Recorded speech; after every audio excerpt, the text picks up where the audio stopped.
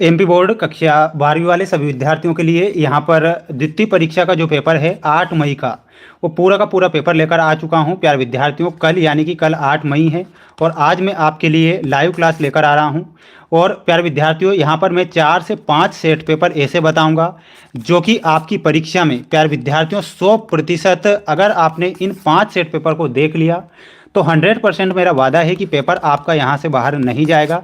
इसलिए जितने भी बच्चे इस वीडियो को देख रहे हैं जल्दी से लाइव आ जाएंगे और अपना पूरा का पूरा पेपर देख लेंगे। चैनल पर जितने बच्चे नए हमारे साथ जुड़े हुए हैं चैनल को सब्सक्राइब जरूर कर लेना है। उन सभी विषय के पेपर मेरे द्वारा बताए जाएंगे जो आपको परीक्षा में 100% पूछे जाएंगे, ये मेरा आपसे वादा है। जल्दी से लाइव आ जाएं और अपना पेपर दें, क्योंकि ये पूरा का पूरा जो पेपर है हिंदी विषय का पूरा पेपर छप जाएगा, ये मेरा आपसे वादा है। आप देख लीजिए पूरा का पूरा पेपर जो आपको परीक्षा में कल यानी कि 8 मई को दिया जाएगा। ठीक है, एक भी प्रश्न बाहर नहीं है, इसलिए आप पेपर को बिल्कुल मिस मत कर देना, वरना आप इस बार फिर से फेल हो जाएंगे। ये आपके पास में अंतिम मौका है और मेरा एक कहना यही है कि आप प्रश्नों को याद करके ही जाइएगा। माय डियर फ्रेंड्स, आपकी स्क्रीन के सामने प्रश्न आ चुके हैं जो कि आपको परीक्षा दिए जाएंगे और 101% ये प्रश्न आपसे पूछे भी जाएंगे। पहला प्रश्न आएगा कि भाषा के साथ बात कैसी होती है। प्यारे विद्यार्थियों, आप जानते हैं कि भाषा के साथ बात कैसी होती है, तो इसमें आपको क्या लिखना रहेगा, पेचीदा। क्या लिखना है, तो यहाँ पर आपको पेचीदा करेक्ट करना है। पहलवान की ढोलक कहानी के मुख्य पात्र का नाम लिखिए, तो इसमें आपको लिखकर आना है लुट्टन सिंह पहलवान। क्या लिखना है, इसमें आपको लिखना है लुट्टन सिंह पहलवान। आपको यहाँ पर करेक्ट आंसर करना रहेगा। मोहनजोदड़ो के वास्तुकला की तुलना किस नगर से की गई है।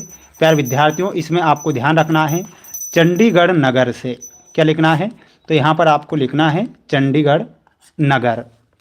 उल्टा पिरामिड शैली में समाचार को कितने भागों में बांटा गया है, तो इसमें आपको लिखना है 3 भागों में उल्टा पिरामिड शैली में समाचार को बांटा गया है। और 3 कौन से हैं, इंट्रो, बॉडी और समापन, ये ध्यान रखना है। प्यारे विद्यार्थियों, चैनल को सब्सक्राइब जरूर कर लेना। सभी विषय के पेपर में बताऊंगा, बिल्कुल आप निश्चिंत रहिएगा।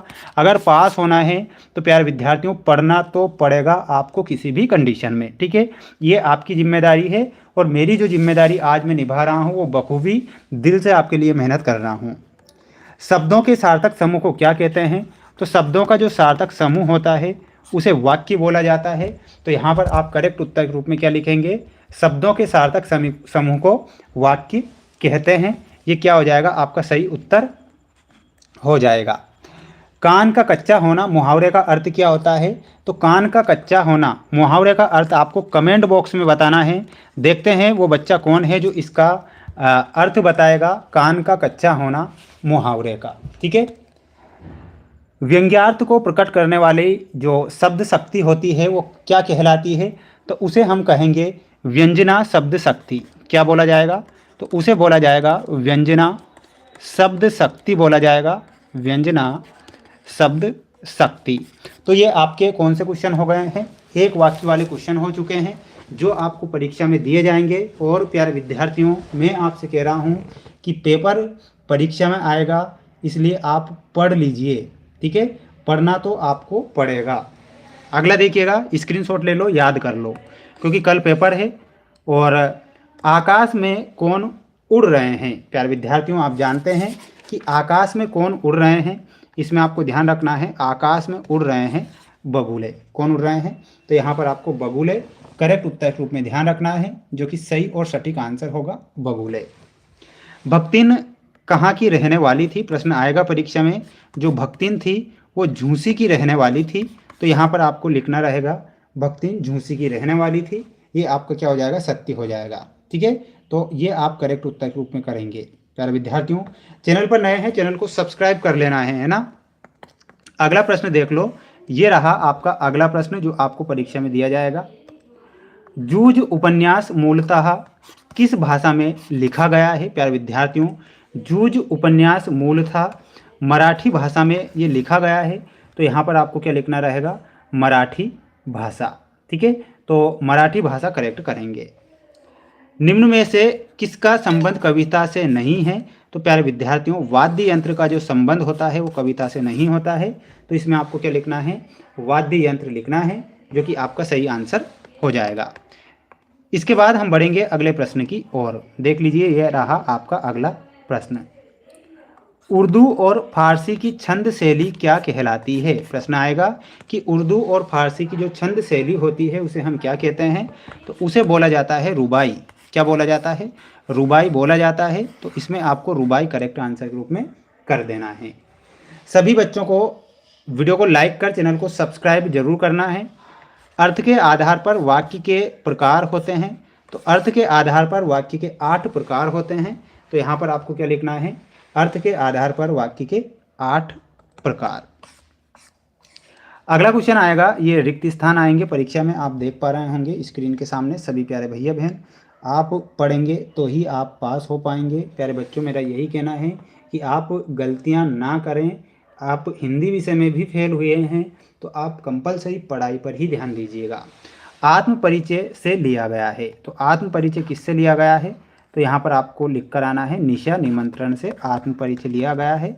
यहाँ पर क्या लिखना है? निशा निमंत्रण। ठीक है, निशा निमंत्रण सही होगा। भक्तिन महादेवी जी का एक है। तो ये संस्मरणात्मक रेखा चित्र है। तो यहाँ पर आपको क्या लिखना है? संस्मरणात्मक रेखा चित्र। ठीक है,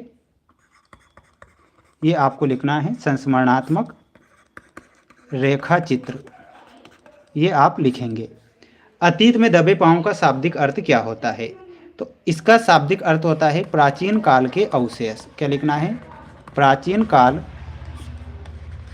काल के अवशेष। ठीक है, ये लिखना है। आप सभी बच्चे इसका एक स्क्रीनशॉट ले लीजिएगा, अच्छे से पढ़ लीजिए, प्रयास कर लीजिए, मेहनत आप कर लीजिए, तो आप निश्चिंत ही पास होंगे। ये आपसे मेरा वादा है। प्यारे बच्चों, ईश्वर से प्रार्थना करेंगे कि आप सभी बच्चे इस बार जरूर पास हों। नाटक में पात्रों की संख्या होनी चाहिए। तो इसमें आपको क्या लिखना है? नाटक में पात्रों की संख्या होनी चाहिए अधिक। जिन छंदों में मात्राओं की गणना की जाती है तो उसे बोला जाता है मात्रिक छंद। याद रखकर जाना है, मात्रिक छंद। बिंब के कितने भेद होते हैं? तो प्यारे विद्यार्थियों, इसमें क्या लिखना है? बिंब के 3 भेद होते हैं। तो 3 भेद आपको लिखना है। सत्य असत्य में आप देख लीजिए, ये आपके सत्य असत्य वाले क्वेश्चन आएंगे परीक्षा में। बच्चे जन्म से ही अपने साथ कपास लाते हैं। तो पूछा गया है, जो बच्चे होते हैं जन्म से ही अपने साथ कपास लाते हैं। तो ये क्या हो जाएगा? आपका असत्य हो जाएगा। तो इसमें आपको क्या लिखना है? असत्य लिखना है। परचेजिंग पावर का अर्थ क्रय शक्ति होता है। तो ये आपका क्या हो जाएगा? सत्य हो जाएगा। यहाँ सत्य लिखना है। सिल्वर वेडिंग विवाह के 25 वर्ष पूर्ण होने पर मनाया जाता है। तो ये भी क्या होगा? सत्य होगा।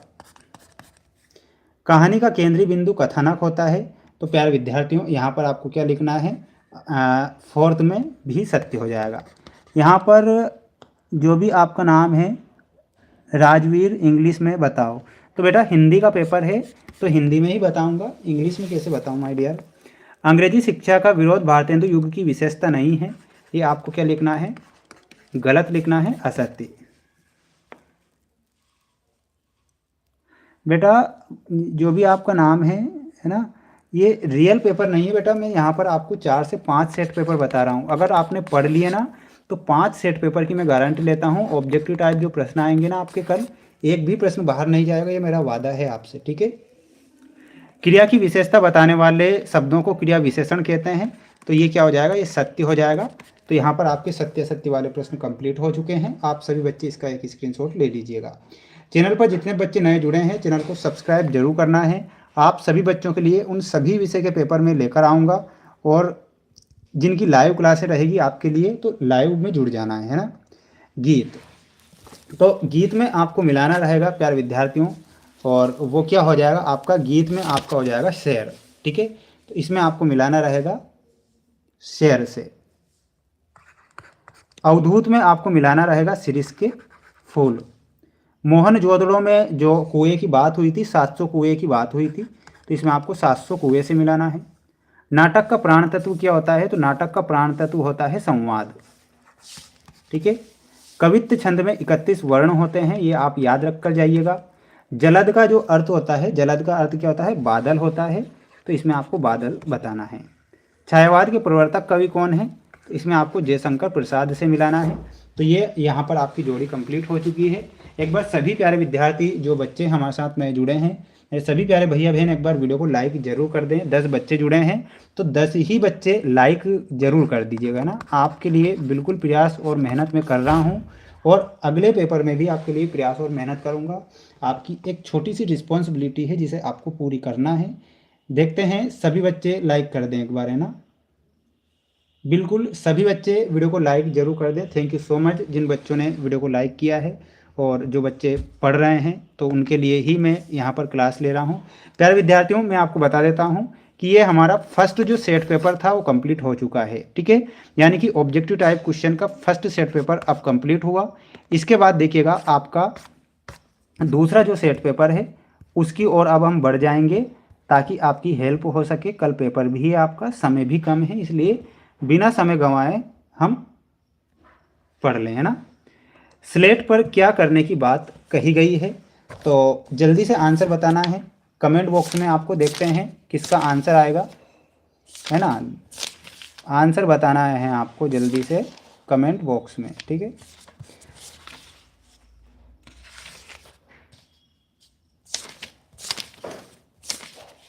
देखिएगा, तो यहाँ पर आपको लिखना है लाल खड़िया चौक, ठीक है। क्या लिखना रहेगा? लाल खड़िया चाक लिखना है। प्रश्न आएंगे परीक्षा में। मनुष्य पर, धन और चेतन पर किसकी विजय होती है? तो इसमें आपको ध्यान रखना है जड़ की विजय होती है। किशनदा का वास्तविक नाम क्या था? तो किशनदा जो थे उनका जो वास्तविक नाम था कृष्णानंद पांडे था। तो आपको याद रखकर जाना है कृष्णानंद पांडे। संपादकीय पृष्ठ पर प्रकाशित होने वाले संपादकीय को क्या कहते हैं? तो उसे बोला जाता है अखबार की आवाज़। क्या बोला जाता है? तो यहाँ पर आपको लिखना है अखबार की आवाज़ उसे बोला जाता है, आवाज़ लिखना है ना। निरर्थक शब्द युग्म का कोई एक उदाहरण दीजिए। तो इस निरर्थक का अर्थ होता है अंट शंट लिख देना है। यहाँ पर आंसर क्या हो जाएगा? अंट शंट, ठीक है। तो ये आप यहाँ पर करेक्ट आंसर के रूप में करेंगे, ठीक है। और अभी तक आपने वीडियो को लाइक नहीं किया है तो कर लीजिएगा, और आपके लिए ही प्रयास और मेहनत कर रहा हूँ, है ना, ताकि हमें भी एक मोटिवेशन मिले जिससे कि हम इसी मोटिवेशन के साथ आपके लिए काम करें। इसीलिए मैं वीडियो को लाइक करने की बात कहता हूँ। बाकी लाइक करने से होता कुछ नहीं, सिर्फ एक मोटिवेशन मिलता है। तो आप जितने बच्चे जुड़ रहे हैं ना वो सभी एक बार लाइक जरूर कर दीजिएगा, है ना। देखिएगा, ऐसा लघु वाक्यांश इसके प्रयोग से भाषा में सौंदर्य उत्पन्न होता है कहलाता है। तो उसे हम क्या कहते हैं?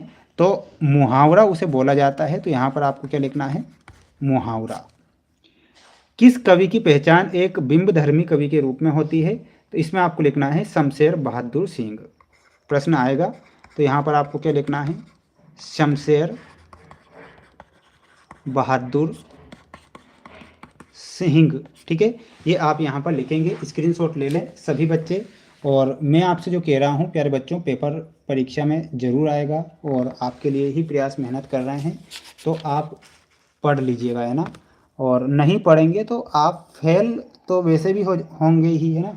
वैसे भी आप स्कूल और कॉलेज वगैरह का तो चेहरा देख नहीं पाएंगे, ये भी कह रहा हूँ मैं। तो हिंदी कविता का जागरण काल किस युग को माना जाता है?